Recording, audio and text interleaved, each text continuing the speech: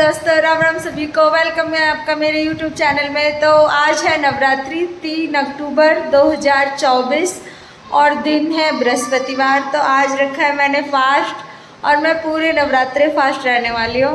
तो आप बताइए किस किस ने पूरा मतलब फास्ट रखा है, पूरे रखे हैं या नहीं। तो आज एक बात आपको बहुत इम्पोर्टेंट बताने वाली हूँ, खासकर लड़के लड़कियों दोनों को ही है ये बातें, दोनों को इम्पोर्टेंट रखती हैं ये बातें। मेरे मन में जो बात आई है, जैसे मैंने कुछ गैस किया है, कुछ देखा है मैंने अपने आँखों से। मतलब कहते हैं ना कि सामने से हम कुछ देखते हैं तो कुछ एक्सपीरियंस मिलता है, कुछ समझ में आता है। तो बस वही मैंने देखा है आज।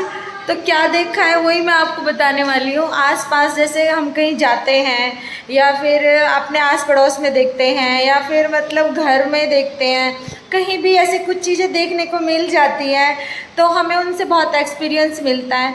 तो बस वही चीज़ें कुछ मेरे माइंड में आई, मैंने सोचा क्यों ना इसे शेयर किया जाए। वैसे तो देखो पता तो सबको है, ये बातें पता सबको होती है, फिर भी फॉलो नहीं करते लोग। बोलते हैं ना क्या बताने वाली हूँ मैं, ये बताने वाली हूँ कि नवरात्रि स्टार्ट हो चुके हैं और लोग क्या करते हैं कि नवरात्रों में पूजा करनी स्टार्ट करेंगे, माता रानी जी की पूजा करेंगे, मंदिर जाएंगे, जय माता दी 9 दिन पूरा मतलब फुल जोरों शोरों से पूजा होती है माता रानी की। तो मैं कुछ उन लोगों के लिए बोलना चाहती हूँ जो ऐसा करते हैं। कुछ लोग ऐसे हैं कि घर में अपनी माँ को तो तज़व्वुह नहीं देते और माता रानी को मतलब पूजते हैं।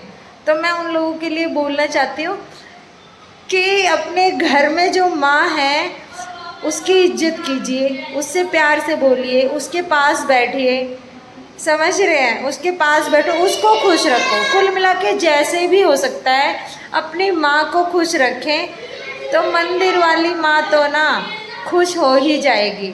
ऊपर जो बैठी है ना माता, वो तो खुश हो जाएगी। जब अपनी माँ को खुश रखोगे ना तो वो वाली माता है ना, वो अपने आप ही खुश हो जाएगी।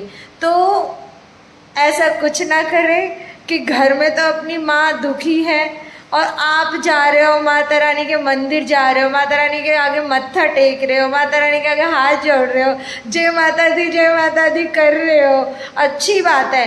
पर वो माता जी भी जब भी खुश होंगी जब आप अपने घर की माता को खुश रखेंगे, चाहे जैसे भी रखें। उसने आपको जन्म दिया है तो माँ कभी कोई भी किसी की भी हो, माँ कभी अपने बच्चे का बुरा नहीं चाहती, माँ कभी अपने बच्चे का हमेशा भला चाहती है, ठीक है ना।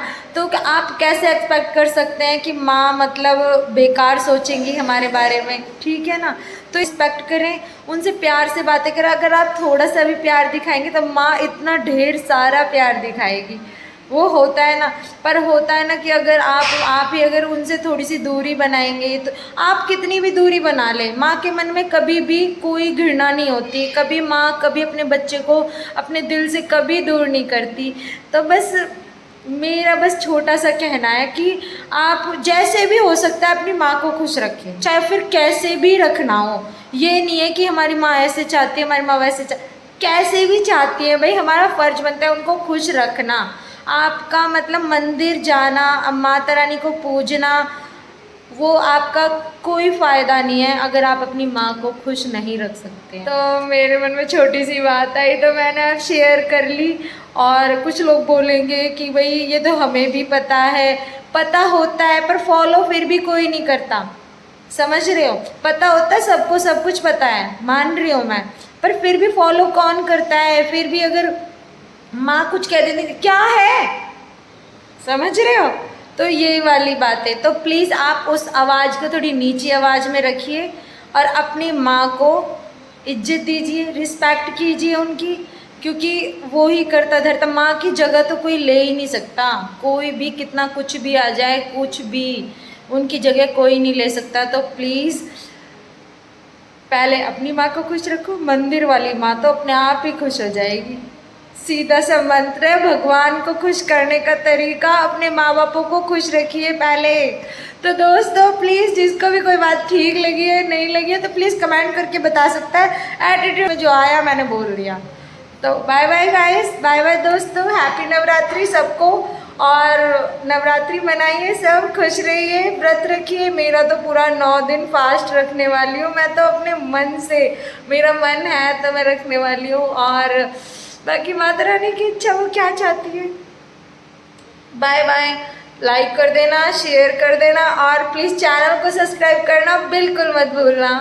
बाय बाय दोस्तों।